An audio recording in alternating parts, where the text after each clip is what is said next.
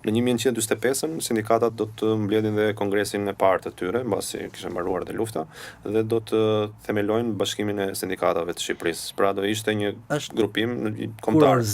Kurorëzimi i përpjekjeve të cilat për hir të së vërtetës Partia Komuniste filloi që gjatë luftës.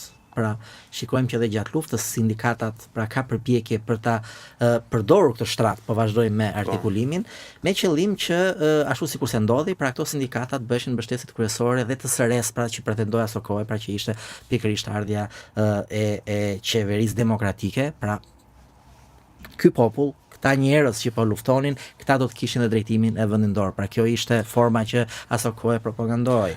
Të njëjtën gjë do shkonte edhe me sindikatat. Viti 45, pa me krijimin, me mbajtjen e kongresit të parë, pra të themi me organizimin e parë mbar kombëtar, i cili përveç se organizimit në pikpamje të sindikatës vetë si organizat, ka dhe një rëndësi shumë madhe për kohën.